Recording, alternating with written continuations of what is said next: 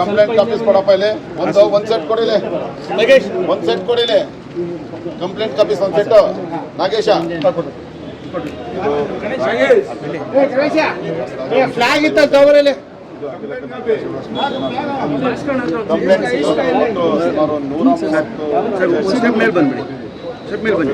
ಬರ್ತೀರಾ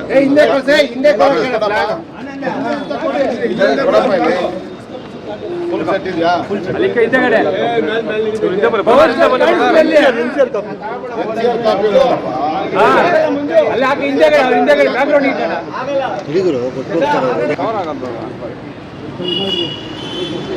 ಅಣ್ಣ ಒಂದು ಸ್ಟೆಪ್ ಮೇಲೆ ನಿಂತ್ಕೊಳ್ಳಿ. ಇದ್ದೀರಾ ಲಾಸ್ಟ್ ಡೌನ್ ಮಾಡ್ಬೇಕು ನೀನು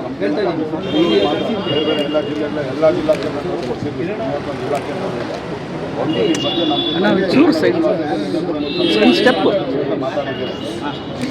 ಒಂದು ಅವನು ಇನ್ನೂ ಚಿಕ್ಕ ಕಲಾವಿದ ಬೆಳೀತಾ ಇರೋವಂಥ ಕಲಾವಿದ ಆದರೆ ಕುಡಿದ್ಬಿಟ್ಟು ಅಷ್ಟೊಂದು ದುರಾಂಕಾರದಲ್ಲಿ ಮಾತಾಡ್ತಾ ಆಮೇಲೆ ಅವನದೇ ಧ್ವನಿ ಅಂತ ಹೇಳಿ ಅವನ ಜೊತೆ ಅವನ ಜೊತೆ ಕಾಮಿಡಿ ಕಿಲ್ಲ ಆಮೇಲೆ ಕೂಡ ಅದು ಅವನೇ ಮಾತಾಡೋದು ಸ್ಪಷ್ಟವಾಗಿ ಹೇಳಿದ್ದಾರೆ. ಆಮೇಲೆ ಆ ಹೆಣ್ಮಗಳು ಮಾತಾಡಿರೋವಂಥದ್ದು ನಾವು ಆಡಿಯೋ ಇದು ಮಾಡ್ಕೊಂಡಿದ್ದೀವಿ. ಹಾಗಾಗಿ ಅವನ ವಿರುದ್ಧ ಯಾಕಂದರೆ ಒಬ್ಬ ಮನುಷ್ಯನ ಇಷ್ಟು 39 ವರ್ಷದಿಂದ ಕನ್ನಡ ಚಿತ್ರರಂಗದಲ್ಲಿ ನಂಬರ್ 1 ನಟನಾಗಿ ಅಂತ ಅದು ದೊಡ್ಡ ಮನೆ ಕುಟುಂಬ ಅಣ್ಣ ಅವರ ಮಗ ಅಂಥವ್ರ ವಿರುದ್ಧ ಇವರು ಅಷ್ಟೊಂದು ಕೆಟ್ಟದಾಗಿ ಮಾತಾಡ್ತಾರೆ ಅಂದರೆ ತೆಲುಗು ತಮಿಳು ಮಲಯಾಳಂ ಹಿಂದಿ ಚಿತ್ರರಂಗದಲ್ಲಿ ಶಿವಣ್ಣನ ಗೌರವ ಕೊಡುವಂಥ ಸಂದರ್ಭದಲ್ಲಿ ಒಬ್ಬ ಇನ್ನು ಬೆಳೀತಾರ ಅಂತ ಅವ್ರು ಇಷ್ಟೊಂದು ಕೆಟ್ಟದಾಗಿ ಅವರ ಸಾವನ್ನು ಬಯಸ್ತಾರೆ ಅಂತಂದರೆ ಧ್ರುವಸರ್ಜಾ ಬಗ್ಗೆ ಕೆಟ್ಟದಾಗಿ ಮಾತಾಡ್ತಾರೆ ಅಂತಂದರೆ ಅದನ್ನು ನೀವು ತುಂಬ ಸೀರಿಯಸ್ ಆಗಿ ತಗೋಬೇಕು. ನಮ್ದು ಒಂದೇ ಆಗ್ರಹ ಅವನ್ನ ಬ್ಯಾನ್ ಮಾಡಬೇಕು ಅಂತ. ನಾವೀಗ ಜಿ ಕನ್ನಡ ವಾಹಿನಿಗೆ ಮತ್ತು ಕಲರ್ಸ್ ಕನ್ನಡ ವಾಹಿನಿಗೂ ಇಬ್ಬರು ಬಿಸ್ನೆಸ್ ಸೆಟ್ಗಳು ಮಾತಾಡಿದ್ವಿ. ಇಲ್ಲ ಸರ್ ಅವರು ಇನ್ನು ಮುಂದೆ ಯಾವುದೇ ಸ್ಟೇಜ್ ನಾವು ಅವಕಾಶ ಕೊಡೋಲ್ಲ ಅಂತ ಸ್ಪಷ್ಟವಾಗಿ ಹೇಳಿದ್ರೆ ಅವ್ರಿಗೂ ಮನವಿ ಪತ್ರ ಕೊಟ್ಟಿದ್ದೀವಿ. ನಿಮ್ಮ ಮೂಲಕ ನಿರ್ಮಾಪಕ ಸಂಘಕ್ಕೂ ಕೊಡ್ತಾ ಇದ್ದೀವಿ. ನಿಮಗೆ ನಾವು ಮನವಿ ಮಾಡ್ಕೊಳ್ಳೋ ಚಲನಚಿತ್ರ ವಾಣಿಜ್ಯ ಮಂಡಳಿ ಇನ್ನು ಮುಂದೆ ಆಗ್ತದೆ ಯಾವುದೇ ಕಾರಣಕ್ಕೂ ಯಾವುದೇ ಸಿನಿಮಾಗಳಲ್ಲಾಗಲಿ ಯಾವುದೇ ನೀವು ಸಿನಿಮಾಗೆ ಸಂಬಂಧಪಟ್ಟಿರೋದ್ರಿಂದ ಯಾವುದೇ ಅವಕಾಶ ಕೊಡಬಾರ್ದು. ಇದನ್ನು ನೀವು ನಿರ್ದೇಶಕರ ಸಂಘಕ್ಕೆ ನಿರ್ಮಾಪಕರ ಸಂಘಕ್ಕೆ ನೀವು ಪತ್ರ ಬರೀಬೇಕು ಅಂತೇಳಿ ನಾವು ನಿಮ್ಮಲ್ಲಿ ಮನವಿ ಮಾಡ್ಕೊಳ್ತಾರೆ. ನಿನ್ನ ಆಲ್ರೆಡಿ ನೀವು ಮೀಡಿಯಾ ಇತ್ತು ಅವ್ರ ಎದುರಿಗೇನೆ ಹೇಳಿದ್ರು ಯಾವುದೇ ಇದರಲ್ಲೂ ಮಾಡಲೇಬಾರ್ದು ಅಂತೇಳಿ ಕಟ್ಟು ನೀರು ತಗೊಂಡ್ಬಿಟ್ಟಿದ್ದೀವಿ. ಎಲ್ಲ ರೀತಿಯ ಇದರಲ್ಲೂ ಸಿನಿಮಾ ಆಗ್ಬೋದು, ಧಾರಾವಾಹಿ ಆಗ್ಬೋದು, ಇನ್ನೊಂದಾಗ್ಬೋದು, ಯಾವುದರಲ್ಲಿ ಅವರು ಡ್ರಾಮಾ ಆಗ್ಬೋದು, ಸ್ಟೇಜ್ ಆಗ್ಬೋದು, ಯಾವುದಕ್ಕೂ ಅವ್ರನ್ನ ಎಂಟರ್ಟೈನ್ ಮಾಡಲೇಬಾರ್ದು ಅಂತೇಳಿ ನಾವು ಕಟ್ಟು ನೀರು ತಗೊಂಡು ಎಲ್ಲರಿಗೂ ಲೆಟರ್ಗಳು ಮಾಡಿದ್ವಿ. ಎಲ್ಲ ಅಂಗಸಂಸ್ಥೆಗಳು ನಮ್ಮ ಜೊತೆಗಿದ್ರು. ಡೈರೆಕ್ಟರ್ ಅಸೋಸಿಯೇಷನ್ ಇತ್ತು, ನಿರ್ಮಾಪಕ ಸಂಘ ಇತ್ತು, ಅಸೋಸಿಯೇಷನ್ ಅಧ್ಯಕ್ಷರು ಇದ್ದರು, ಒಕ್ಕೂಟ ಇದ್ದರು, ಎಡಿಟರ್ ಅಸೋಸಿಯೇಷನ್ ಇತ್ತು, ಸಂಘ ಇದ್ದರು, ಸಂಘ ಇದ್ದರು, ಎಲ್ಲರೂ ಸುಮಾರು ಸಂಘಗಳು ಸೇರಿ ನಾವು ಅವ್ರನ್ನ ಆಲ್ರೆಡಿ ಅವ್ರಿಗೆ ಯಾವುದೇ ರೀತಿಯ ಸಹಕಾರ ಕೊಡಬಾರ್ದು ಅದೊಂದು ಕೆಟ್ಟು ನಿಲುವು ತೆಗೆದುಕೊಂಡ್ಬಿಟ್ಟಿದ್ವಿ. ಕಟ್ಟುನಿಟ್ಟಾಗಿ ಪಾಲಿಸ್ತೀವಿ. ಅದಲ್ಲದೆ ಈಗ ನಾವು ನಿಮ್ಗೆ ಏನು ಸ್ಟೇಷನ್ಗಳಲ್ಲಿ ಕಂಪ್ಲೇಂಟ್ ಕೊಟ್ಟಿದ್ರಲ್ಲ, ನಮ್ಮ ಹೈಕೋರ್ಟ್ ಪೊಲೀಸ್ ಸ್ಟೇಷನಲ್ಲಿ ಒಂದು ದೂರು ಕೊಟ್ಟಿದ್ವಿ. ಕಾಪಿ ಟು ಕಮಿಷನರ್ ಕೊಡ್ತಾಯಿದ್ವಿ. ಆಲ್ರೆಡಿ ಎಲ್ಲ ಮಾಡಿದ್ವಿ. ನಾವು ಎಲ್ಲರಿಗೂ ಲೆಟರ್ಗಳು ಬರೆದಿದ್ವಿ. ಬೇಕಾದ್ರೆ ನಿಮ್ಮ ಗಮನಕ್ಕೆ ನಾನು ತೋರಿಸ್ತೀನಿ. ಒಂದು 5-6 ಜನ ನಮ್ಮ ಜೊತೆಗೆ ಹೋಗ್ತೀವಿ. 5-6 ಜನ ಬರ್ತೀವಿ ಸರ್. ಒಂದೇ ನಿಮಿಷ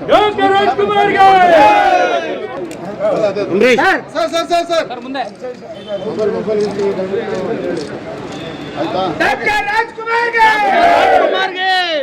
ಇದು ಒಂದು ಎರಡನೇದು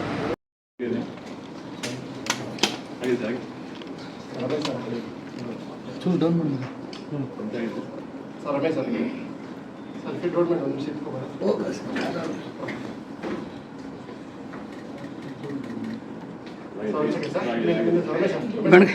ಬಣ್ಕರ್ ಸರ್ಕಾರ ನೋಡಿ ಮಾತಾಡಿ. ಮಾಧ್ಯಮಗಳ ಆತ್ಮೀಯರೇ, ಇವತ್ತು ಮಡೆನೂರು ಮನು ಅನ್ನೋ ಒಬ್ಬ ಈಗ ತಾನೇ ಬೆಳೀತಾ ಇರ್ತಕ್ಕಂಥ ಒಬ್ಬ ಕಿರಿತೆರೆಯಲ್ಲಿ ಕಾಮಿಡಿ ಕಿಲಾಡಿಗಳು ಅನ್ನೋ ಒಂದು ರಿಯಾಲಿಟಿ ಶೋನಲ್ಲಿ ಹೆಸರು ಮಾಡಿ ಕಳೆದ ವಾರ ಅಷ್ಟೇ ಬಿಡುಗಡೆ ಆಗಿರ್ತಕ್ಕಂಥ ಕುಲದಲ್ಲಿ ಕೀಲಿಯಾಗಳು ಅನ್ನೋ ಸಿನಿಮಾದ ನಾಯಕ ನಟನಾಗಿ ಅಭಿನಯಿಸಿರ್ತಕ್ಕಂಥ ಒಬ್ಬ ಮಡೆನೂರು ಮನು ಅನ್ನೋ ಕಲಾವಿದ ಕನ್ನಡದ ಹಿರಿಯ ಕಲಾವಿದರ ಬಗ್ಗೆ ಅವಹೇಳನಕಾರಿಯಾಗಿ ಮಾತನಾಡೋದಲ್ಲದೆ ಕರ್ನಾಟಕ ಚಕ್ರವರ್ತಿ ಡಾಕ್ಟರ್ ಶಿವರಾಜ್ ಕುಮಾರ್ ಅವರು ದೊಡ್ಡ ಮನೆ ಕುಟುಂಬದ ಅಣ್ಣ ಅವರ ಹಿರಿಯ ಮಗನಾಗಿರ್ತಕ್ಕಂಥ ಅವರ ಸಾವನ್ನು ಬಯಸಿ ಮಾತಾಡಿರ್ತಕ್ಕಂಥದ್ದು. ಧ್ರುವ ಸರ್ಜಾ ಅವರು ಮತ್ತು ದರ್ಶನ್ ಅವ್ರ ಬಗ್ಗೆ ಕೇವಲ ಅವರು ಮಾತಾಡಿರುವಂಥ ಇದಕ್ಕೆ ಸಂಬಂಧಪಟ್ಟ ಹಾಗೆ ನಾಡಿನಾದ್ಯಂತ ಪ್ರತಿಭಟನೆಗಳು ಮಾಡಬೇಕು ಅನ್ನೋ ಒಂದು ತೀರ್ಮಾನಕ್ಕೆ ಅಖಿಲ ಕರ್ನಾಟಕ ಡಾಕ್ಟರ್ ರಾಜ್ಕುಮಾರ್ ಅಭಿಮಾನಿ ಸಂಘಗಳ ಒಕ್ಕೂಟ, ವಿಶ್ವಮಾನವ ಡಾಕ್ಟರ್ ರಾಜ್ಕುಮಾರ್ ಫೌಂಡೇಶನ್ನು, ರಾಜವಂಶ ಅಭಿಮಾನಿಗಳ ಸಂಘ ಸೇರಿದಾಗೆ, ಹಾಗೆ ಅಖಿಲ ಕರ್ನಾಟಕ ಡಾಕ್ಟರ್ ಶಿವರಾಜ್ಕುಮಾರ್ ಸೇನಾ ಸಮಿತಿ ಸೇರಿದಾಗೆ ಎಲ್ಲರೂ ನಿರ್ಣಯ ಮಾಡಿದ್ರು. ಆದರೆ ಅವ್ರಿಗೆ ಅಷ್ಟೊಂದು ಪ್ರಾಮುಖ್ಯತೆ ಕೊಡೋದು ಬೇಡ, ನಾವು ಮೊದಲು ನಿರ್ಮಾಪಕರ ಸಂಘಕ್ಕೆ ಮನವಿ ಪತ್ರಗಳನ್ನು ಕೊಟ್ಟು ಆತ ಮಾತಾಡಿರ್ತಕ್ಕಂಥ ದಾಟಿಗೆ ಬಳಸಿರ್ತಕ್ಕಂಥ ಪದಗಳಿಗೆ ಆತನ್ನ ಕನ್ನಡ ಚಲನಚಿತ್ರದಿಂದ ಬಹಿಷ್ಕಾರ ಹಾಕಬೇಕು ಅನ್ನೋ ಒಂದು ಮನವಿ ಪತ್ರ ಕೊಡೋಣ ಅಂತ ಹೇಳಿ ನಾವು ತೀರ್ಮಾನ ತಗೊಂಡು ಇವತ್ತು ನಾವು ಈ ಒಂದು ಚಲನಚಿತ್ರ ವಾಣಿಜ್ಯ ಮಂಡಳಿಯ ಅಧ್ಯಕ್ಷ ಸಮ್ಮುಖದಲ್ಲಿದ್ದೇವೆ. 3 ದಿನಗಳ ಹಿಂದೆಯೇ ನಾನು ಅಧ್ಯಕ್ಷರಾಗಿರ್ತಕ್ಕಂಥ ನರಸಿಂಹಲು ಅವರು ಮತ್ತು ನಿರ್ಮಾಪಕರ ಸಂಘದ ಅಧ್ಯಕ್ಷರಾಗಿರ್ತಕ್ಕಂಥ ಉಮೇಶ್ ಬಣ್ಕಾರ್ ಅವ್ರ ಜೊತೆ ಮಾತನಾಡಿ ಈ ಬಗ್ಗೆ ನಾನು ಅತ್ಯಂತ ಸ್ಪಷ್ಟವಾಗಿ ಹೇಳಿದ್ದೆ. ಅವರು 2 ದಿನದಲ್ಲಿ ಇದಕ್ಕೆ ಸಂಬಂಧಪಟ್ಟ ಹಾಗೆ ನಾವು ಸಭೆ ಸೇರಿ ಒಂದು ನಿರ್ಣಯ ತಗೊಳ್ತೀವಿ ಅಂತ ಹೇಳಿದ್ದೆ. ಕಳೆದ 4 ದಿನಗಳಿಂದ ಕರ್ನಾಟಕ ರಾಜ್ಯಾದ್ಯಂತ 73 ಪೊಲೀಸ್ ಠಾಣೆಗಳಲ್ಲಿ 130ಕ್ಕೂ ಹೆಚ್ಚು ದೂರುಗಳು ಮಡೆನೂರು ಮನು ವಿರುದ್ಧ ದಾಖಲಾಗಿದೆ. ಅಂತಿಮವಾಗಿ ಒಬ್ಬ ಬೆಳೀತಾ ಇರ್ತಕ್ಕಂಥ ಕಲಾವಿದ, ಕನ್ನಡದ ಹಿರಿಯ ನಟನಾಗಿರ್ತಕ್ಕಂಥ, ಕನ್ನಡದ 3ನೇ ಪೀಳಿಗೆಯಲ್ಲಿ ಅತ್ಯಂತ ಹಿರಿಯರಾಗಿರ್ತಕ್ಕಂಥ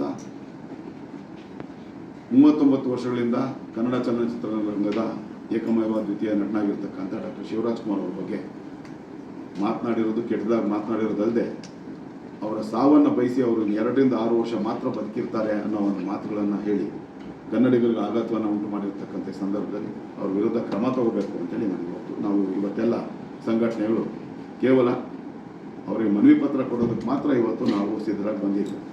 ಹಾಗೆ 2 ವಾಹಿನಿಗಳು ರಿಯಾಲಿಟಿ ಶೋಗಳು ನಡೆಸುವಂಥ ಜಿ ಕನ್ನಡ ವಾಹಿನಿ ಮತ್ತು ಕಲರ್ಸ್ ಕನ್ನಡ ವಾಹಿನಿಯ ಬಿಸ್ನೆಸ್ ಹೆಡ್ಗಳು ಕೂಡ ನಾವು ಮನವಿ ಪತ್ರಗಳನ್ನು ಕೊಟ್ಟು ಇನ್ನು ಮುಂದೆ ಯಾವುದೇ ಕಾರಣಕ್ಕೆ ಮಡೆನೂರು ಮನು ಅವರಿಗೆ ನಿಮ್ಮ ವಾಹಿನಿಗಳಲ್ಲಿ ರಿಯಾಲಿಟಿ ಶೋಗಳಲ್ಲಿ ಅವರಿಗೆ ಅವಕಾಶ ಕೊಡಬಾರ್ದು ಅಂತ ಹೇಳಿ ಅವರಿಗೆ ಮನವಿ ಪತ್ರವನ್ನು ಕೊಟ್ಟಿದ್ದೆ. ಅವರು ಕೂಡ 2 ಸಂಸ್ಥೆಯವರು ಪೂರಕವಾಗಿ ಸ್ಪಂದಿಸಿದ್ದಾರೆ. ಅಷ್ಟೊಂದು ಹಿರಿಯ ನಟನ ಬಗ್ಗೆ, ಕನ್ನಡದ ಕಲಾವಿದರ ಬಗ್ಗೆ ಇಷ್ಟೊಂದು ಕೇವಲವಾಗಿ ಮಾತಾಡಿರ್ತಕ್ಕಂಥ ಆತನ್ನು ನಾವು ಇನ್ನು ಬೆಂಬಲಿಸುವಂಥದ್ದು ಅವ್ರಿಗೆ ಅವಕಾಶ ಕೊಡೋ ಮಾತೇ ಇಲ್ಲ ಅಂತ ಅವರು ಕೂಡ ಹೇಳಿದ್ದಾರೆ.